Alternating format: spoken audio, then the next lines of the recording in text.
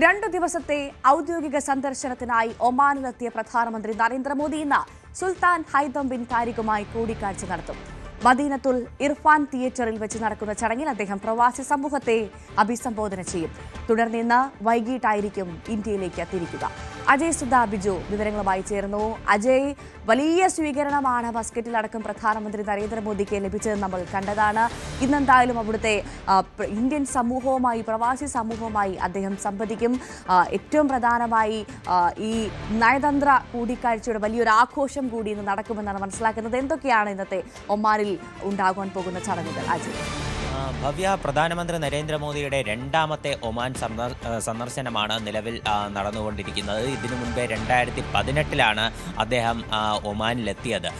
ഇന്ത്യയും ഒമാനും തമ്മിലുള്ള ഒരു സൗഹൃദം, അതുമാത്രമല്ല ഒരു നയതന്ത്ര ബന്ധം, ഈ നയതന്ത്ര ബന്ധം ആരംഭിച്ചിട്ട് 70 വർഷമായി. ആ 70ാം വാർഷികാഘോഷത്തിൻ്റെ ആ ഒരു സമയത്താണ് പ്രധാനമന്ത്രി നിലവിൽ ഒമാനിലെത്തുന്നത് എന്നൊരു പ്രത്യേകത കൂടിയുണ്ട്. ഇന്ത്യയും ഒമാനും തമ്മിൽ ചരിത്രാതീത കാലം മുതൽ തന്നെ വ്യാപാരപരമായിട്ടും പല തരത്തിലുള്ള ബന്ധങ്ങൾ കടൽ മാർഗമെല്ലാം ഉണ്ടായിരുന്നു. അപ്പോൾ ഈ ഒരു രാജ്യവുമായി ഇപ്പോൾ പുതിയ കാലഘട്ടത്തിൽ, ആധുനിക കാലഘട്ടത്തിലെ ബന്ധങ്ങൾ തുടങ്ങിയിട്ട് 70 വർഷമായി. അപ്പോൾ പുതിയ തരത്തിലുള്ള ഈ ഒരു നയതന്ത്ര ബന്ധം, പണ്ട് മുതലേ ഉണ്ടായിരുന്ന ഈ നയതന്ത്ര ബന്ധം, അതുപോലെ തന്നെ ഈ കാർഷിക ആവശ്യങ്ങൾ, അതുപോലെ തന്നെ തന്ത്രപരമായിട്ടുള്ള സൈനികപരമായിട്ടുള്ള ഇരു രാജ്യങ്ങൾ തമ്മിലുള്ള സഹകരണം, ഇതെല്ലാം ഊട്ടി ഉറപ്പിക്കാനുള്ള പുതിയ പ്രഖ്യാപനങ്ങൾ തീർച്ചയായിട്ടും ഇന്നത്തെ സന്ദർശനത്തിൽ ഉണ്ടാകും എന്ന് തന്നെയാണ് പ്രതീക്ഷിക്കുന്നത്. 6 ലക്ഷത്തിലധികം ഇന്ത്യക്കാർ ജോലി ചെയ്യുന്ന ഒരു സ്ഥലം കൂടിയാണ് ഒമാൻ എന്ന് പറയുന്നത്. സ്ഥിരതാമസമാക്കിയ നിരവധി ഇന്ത്യക്കാരുണ്ട്. അപ്പോൾ ഇന്നത്തെ പ്രധാനപ്പെട്ട ഒരു ചടങ്ങെന്ന് പറയുന്നത് പ്രധാനമന്ത്രി അവിടെയുള്ള പ്രവാസി സമൂഹത്തിനെ അഭിസംബോധന ചെയ്യും എന്ന് പറയുന്നതാണ്. ഒമാൻ കൺവെൻഷൻ ആൻഡ് കൾച്ചറൽ സെൻറ്ററിൽ വെച്ചാണ് ഈ ചടങ്ങ് നടക്കുക. അവിടെയുള്ള മദീനത്തുൽ ഇർഫാൻ തിയേറ്ററിൽ വെച്ച് പ്രധാനമന്ത്രി നരേന്ദ്രമോദി അവിടെയുള്ള ഇന്ത്യൻ സമൂഹത്തിനെ അഭിസംബോധന ചെയ്യും. ഇന്നലെ തന്നെ പ്രധാനമന്ത്രിയെ സ്വീകരിക്കാൻ വേണ്ടി നിരവധി പേർ അവിടെ തടിച്ചുകൂടിയിരുന്നു. അവിടെ പ്രധാനമന്ത്രി അദ്ദേഹം ഈ ഒരു എയർപോർട്ടിലുള്ള സ്വീകരണത്തിന് ശേഷം അദ്ദേഹത്തിനെ കാത്തുനിന്ന ഈ അൽ ബുസ്താൻ പാലസ് ഹോട്ടലിൽ വെച്ച് അദ്ദേഹത്തിന് നിരവധി ഇന്ത്യൻ പ്രവാസികളാണ് അദ്ദേഹത്തെ അവിടെ വെച്ച് സ്വീകരിച്ചത്. മാത്രമല്ല ഈ ഹോട്ടലിൽ വെച്ച് തന്നെ പരമ്പരാഗത ഇന്ത്യൻ കലാരൂപങ്ങൾ അത് പ്രധാനമന്ത്രി നരേന്ദ്രമോദിക്ക് മുന്നിൽ പ്രദർശിപ്പിച്ചു. ഇതിനു മുൻപേ 2023 നോക്കുകയാണെങ്കിൽ ഒമാൻ സുൽത്താനായിട്ടുള്ള ഹൈതം ബിൻ താരിഖ് അദ്ദേഹം ഇന്ത്യയിലെത്തിയിരുന്നു. അതിനുശേഷം ആ സമയത്ത് തന്നെ 2023 തന്നെ ഹൈതം ബിൻ താരിഖ് പ്രധാനമന്ത്രി നരേന്ദ്രമോദിയെ ഒമാനിലേക്ക് ക്ഷണിച്ചതാണ്.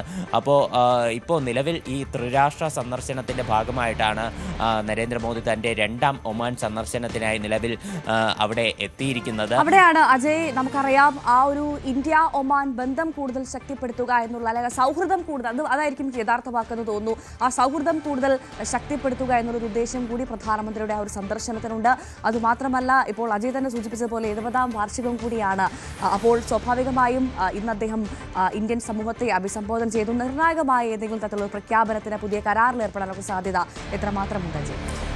നിലവിൽ ഇന്ത്യയും ഒമാനും തമ്മിലുള്ള ഒരു കാർഷിക അതുപോലെ തന്നെ വ്യാവസായിക ബന്ധം നോക്കുകയാണെങ്കിൽ $10.61 ഒരു വ്യാപാരം ഇന്ത്യയും ഒമാനും തമ്മിൽ നിലനിൽക്കുന്നുണ്ട്. ഗൾഫ് മേഖലയിലെ ഇന്ത്യയുടെ ഏറ്റവും പ്രധാനപ്പെട്ട ഒരു നയതന്ത്ര പങ്കാളി കൂടിയാണ് ഒമാൻ എന്ന് പറയുന്നത്. അപ്പോൾ ഈ $10.61 ബില്യൺ ഇപ്പോൾ നിലവിലുള്ള ഈ ഒരു കച്ചവടം അത് കൂടുതൽ ഉയർത്താനുള്ള പദ്ധതികൾ അത് ആലോചിക്കാനായിട്ടുള്ള സാധ്യതകളുണ്ട്. മാത്രമല്ല ഇന്ത്യയുടെയും ഒമാന്റെയും സംയുക്തമായിട്ടുള്ള ഒരു സേനാ വിഭാഗം അത് ഇന്ത്യൻ മഹാസമുദ്രത്തിൽ ഉൾപ്പെടെ നടത്തുന്ന പെട്രോൾ അഭ്യാസ പ്രകടനങ്ങൾ തുടങ്ങിയിട്ടുള്ള കാര്യങ്ങളെല്ലാം ഉണ്ട്. അപ്പോൾ ഈ സൈനികമായിട്ടുള്ള ഒരു സഹകരണം, മാത്രമല്ല ഒമാനിലുള്ള ഇന്ത്യൻ പ്രവാസി സമൂഹത്തിനെ അഭിസംബോധന ചെയ്യുന്നതിലൂടെ പ്രവാസികൾക്ക് അനുകൂലമായിട്ടുള്ള പ്രഖ്യാപനങ്ങൾ ഇതെല്ലാം പ്രധാനമന്ത്രിയുടെ ഭാഗത്തു നിന്നുണ്ടാകാൻ സാധ്യതയുണ്ട്. പ്രധാനമായിട്ടും ഈ പ്രവാസി സമൂഹം ഉറ്റുനോക്കുന്നത് ഈ കാര്യത്തിൽ തന്നെയാണ്. അതുകൊണ്ട് തന്നെ ഈ മദീന മദീനത്തുൽ ഇർഫാൻ തിയേറ്ററിൽ നിരവധി പ്രവാസികൾ തടിച്ചുകൂടാനായിട്ട് സാധ്യതയുണ്ട്. ഇന്നലെ തന്നെ അദ്ദേഹത്തെ സ്വീകരിക്കാൻ വേണ്ടി ബുസ്താൻ പാലസിൽ നിരവധി ഇന്ത്യക്കാർ എത്തിയിരുന്നു. അപ്പോൾ ഇന്നും ഒരുപാട് ഇന്ത്യൻ പ്രവാസികൾ അവിടെ തടിച്ചുകൂടാൻ സാധ്യതയുണ്ട്. ഇതിനു മുൻപേ ഗൾഫ് രാജ്യങ്ങളിലെല്ലാം പ്രധാനമന്ത്രി സന്ദർശനം നടത്തിയപ്പോഴൊക്കെ ഇന്ത്യൻ സമൂഹത്തിൻ്റെ വലിയൊരു സ്വീകരണം അവിടങ്ങളിലെല്ലാം ഉണ്ടായിരുന്നു.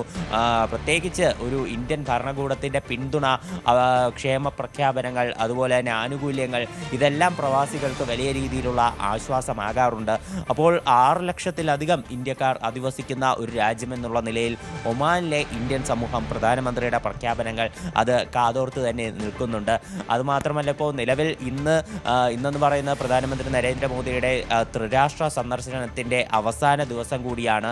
ഇന്ന് രാവിലെ പ്രവാസി സമൂഹത്തിനെ അഭിസംബോധന ചെയ്യുന്ന ചടങ്ങിന് ശേഷം അദ്ദേഹം നേരെ പോവുക സുൽത്താൻ ഹൈതം ബിൻ താരിഖുമായിട്ടുള്ള കൂടിക്കാഴ്ചയ്ക്കാണ്.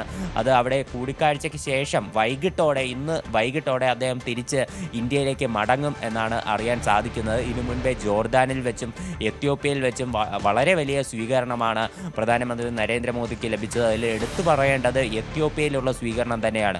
അവിടുത്തെ രാജ്യത്തെ പരമോന്നത ബഹുമതി അത് നരേന്ദ്രമോദിക്ക് ലഭിക്കുന്നു. അവിടുത്തെ പ്രധാനമന്ത്രി നേരിട്ട് വിമാനത്താവളത്തിലെത്തി നരേന്ദ്രമോദിയെ വരവേൽക്കുന്നു. പ്രധാനമന്ത്രി സന്ദർശിച്ചിരുന്ന വാഹനം ഓടിച്ചതുവരെ അദ്ദേഹമാണ്.